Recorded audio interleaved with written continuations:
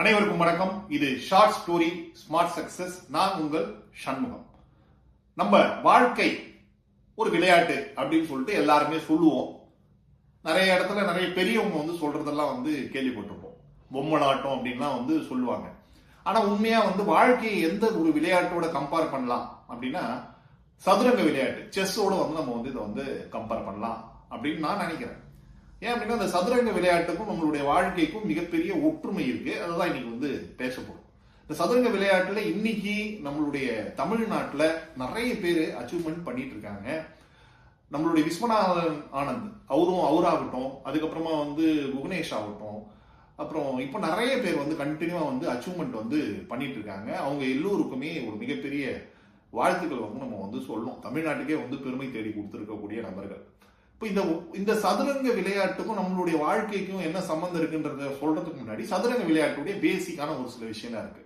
சதுரங்க விளையாட்டு அதாவது செஸ்ல மொத்தம் 8 கட்டங்கள் இருக்கும். அது 8 பாத்தீங்கன்னா 64 கட்டங்கள் இருக்கும்.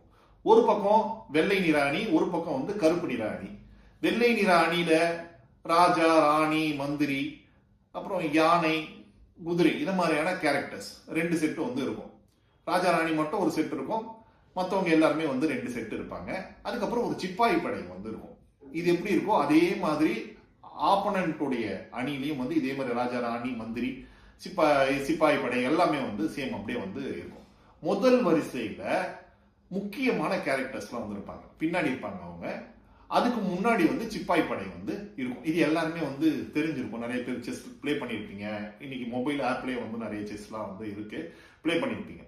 இப்போ ஒரு அப்பாவும் பையனும் இது மாதிரி செஸ் விளையாடுறாங்க. அவங்களுக்குள்ள ஒரு சின்ன போட்டி வருது. போட்டி வரப்போ பையனும் அப்பாவும் பேசிக்கிறாங்க. எதை பத்தி பேசுறாங்கன்னா, இந்த செஸ்ல இருக்கிறதுலே ரொம்ப முக்கியமான கேரக்டர் எது அப்படின்னு சொல்லிட்டு பேசுறாங்க. பையன் சொல்றான், இல்லப்பா இந்த செஸ்ல ரொம்ப முக்கியமான கேரக்டர் ராணியுடைய கேரக்டர் தான். ஏன்னா ராணிக்கு மட்டும்தான் எல்லா டைரக்ஷன்லுமே போறதுக்கான பவர் இருக்கு அப்படின்னு சொல்லிட்டு சொல்லியிருப்பான். அப்பா சொல்லுவாரு, இல்லடா தம்பி, செஸ்ல ரொம்ப முக்கியமான கேரக்டர் அந்த பின்வரிசையில் இருக்கக்கூடிய அந்த நபர்கள்லாம் யாருமே கிடையாது. ராஜாவோ, ராணியோ, மந்திரியோ, அல்லது குதிரையோ, அல்லது யானையோ கிடையாது. முக்கியமான கேரக்டர் இந்த சிப்பாய் படையில இருக்கக்கூடிய ஒவ்வொரு சிப்பாயும் தான் அப்படின்னு சொல்லுவார். இந்த சிப்பாய் படையில இருக்கக்கூடிய சிப்பாயா? இதை நம்ம கேட்கறப்ப நமக்கே ஒரு ஷாக்கிங் ஆகுதுல்ல. அந்த பையனும் அதை மாதிரி ஷாக்கிங்கா கேட்டான். உண்மையா அப்படின்னோடனே, ஆமாண்டா உண்மைதான் அப்படின்னு சொன்னார். எப்படி அப்படின்னு சொல்லி கேட்கிறப்போ சிப்பாய் இருக்காரு அப்படின்னா, அந்த சிப்பாய் படையில் இருக்கக்கூடிய ஒரு சிப்பாய், அதுக்கு அவருக்கு முன்னாடி இருக்கிறது மொத்தம் 6 கட்டம் இருக்கும். அந்த 6 கட்டத்தை தாண்டி ஒரு 6வது கட்டத்தை அடைஞ்சிட்டாரு அப்படின்னா அந்த சிப்பாய் எதுவாக வேண்டுமானாலும் மாற முடியும். அது நினைச்சது அப்படின்னா, அந்த சிப்பாய் நினைச்சது அப்படின்னா அது ஒரு யானையாக மாற முடியும், அல்லது ஒரு குதிரையாக மாற முடியும், அல்லது ஒரு மந்திரியாக மாற முடியும், அல்லது ஒரு ராணியாக மாற முடியும். அவ்வளோ ஒரு பவர்ஃபுல்லான விஷயம் சிப்பாய்க்கு இருக்குடா அப்படின்னு சொல்லிட்டு சொன்னார். இப்போ இது எவ்வளவு பெரிய விஷயம் சொல்லிட்டு யோசிச்சு பார்ப்போம். ஓகேங்களா?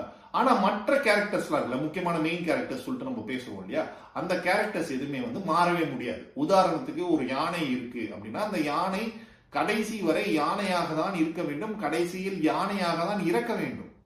ஒரு குதிரை இருக்குனாலும் சரி, ஒரு மந்திரி இருக்குனாலும் சரி, ஒரு ராணி இருக்குனாலும் சரி, அது எல்லாமே கடைசி வரைக்கும் அதே கேரக்டர்ல தான் டிராவல் பண்ணி அதே கேரக்டர்ல தான் இறந்து போகணும். ஆனா ஒரு சிப்பாயால மட்டும்தான் கடைசி வரைக்கும் போன உடனே அவங்களால வேற கேரக்டருக்கு சேஞ்ச் ஆக முடியும். அப்படின்றது எவ்வளவு பெரிய விஷயம் பாருங்க.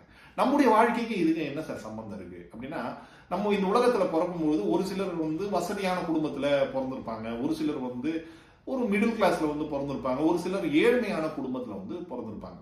வசதியான குடும்பத்துல பிறந்தவங்கலாம் ஏறக்குறைய முக்கியமான மெயின் கேரக்டர்ஸ் மாதிரி. இந்த மெயின் கேரக்டர்ஸ் கடைசி வரைக்கும் அவங்க ஒரு பணக்கார குடும்பத்துல பிறந்தாங்கன்னா கடைசியில அவங்களுடைய வாழ்க்கை முடியும் பொழுது அவர்கள் பணக்காரர்களெல்லாம் இருப்பாங்க.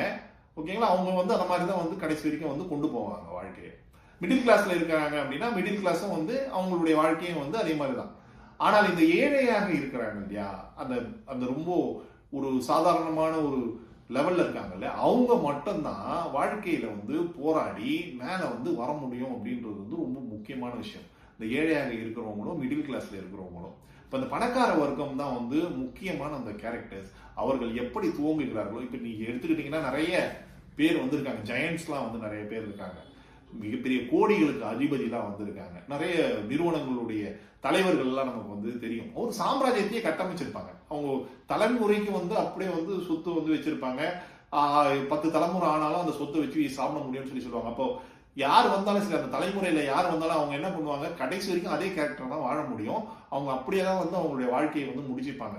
ஆனால் ஒரு ஏழையாக இருப்பவர், ஒரு மிடில் கிளாஸா இருக்கிறவர், ஒரு சிப்பாயை போன்றவர், அவருடைய வாழ்க்கையை மாற்றிக்கொள்ள முடியும். கரெக்டா டிராவல் பண்ணி அந்த 6 கட்டத்தை எப்படி ஒரு சிப்பாய் கடந்தால் அதனுடைய உருமாற்றம் நடக்கிறதோ அதே போல மனிதர்கள் அவர்களுடைய வாழ்க்கையில் இருக்கக்கூடிய தடைகளை, அந்த 6 தடைகள், நிறைய தடையெல்லாம் இருக்கு, மாதிரி ஒரு 6 தடையோ 10 தடையோ 100 தடையோ என்ன தடை வருதோ அந்த தடையெல்லாம் கடந்தோம் அப்படின்னா நம்மளும் வந்து வாழ்க்கையில வந்து உருமாற்றம் அடைய முடியும். இப்போ ஒரு அழகான ஒரு கோட் ஒன்று இருக்கு. ஆக்சுவலா ஏழையாக பிறப்பது குற்றம் இல்லை, ஏழையாக இறப்பதை தான் குற்றம் அப்படின்னு சொல்லிட்டு நம்மளும் அது மாதிரிதான் இந்த விஷயத்த வந்து இந்த இடத்துல வந்து எடுத்துக்கணும்.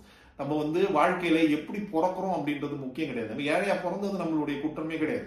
ஆனா கடைசி வரைக்கும் ஏழையா இருந்து நம்மளுடைய வாழ்க்கையினுடைய நிறைவில் ஏழையாக இறக்கிறோம்ல, அதுதான் வந்து மிகப்பெரிய குற்றம். அதால நம்ம இன்னில வந்து முடிவு போகணும். செஸ்ஸை நீங்க ஒரு வாட்டி இனிமேல் செஸ் போர்டை நீங்க பாத்தீங்க அப்படின்னா அந்த சோல்ஜரை பாருங்க.